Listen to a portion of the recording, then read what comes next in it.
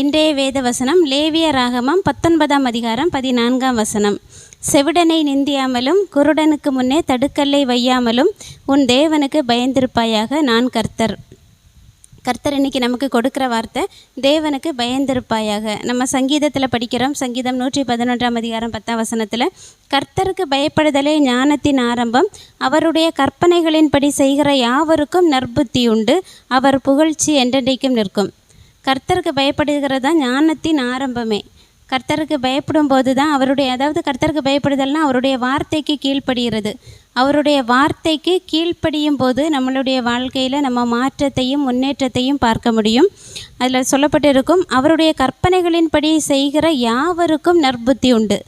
நம்ம வீட்டில் அடிக்கடி திட்டு வாங்கும்போது அறிவில்லையான்னு ஒரு வார்த்தையை கேட்போம். இப்போ இதை படிக்கும்போது எனக்கு அதான் தோணுச்சு. நற்புத்தி எப்போ வரும்னா அவருடைய கற்பனைகளுக்கு கீழ்ப்படியும் போது தான் நமக்கு நற்புத்தி உண்டாகுது. அது வரைக்கும் இருக்கக்கூடிய அறிவு ஞானம் எல்லாம் உலக பிரகாரமாக இருக்கும். ஆனால் கர்த்தருக்கு பிரியமான அந்த குடும்பத்தை நடத்துறதுக்குள்ளே அந்த நற்புத்தி எப்போ உண்டாகும்னா அவருடைய கற்பனைகளின்படி அவருடைய வார்த்தைக்கு கீழ்ப்படிந்து நடக்கும்போது தான் ஒரு குடும்பத்தை எந்த அளவுக்கு நம்மளால் நடத்த முடியுங்கிறத நம்மளால் உணர முடியும்.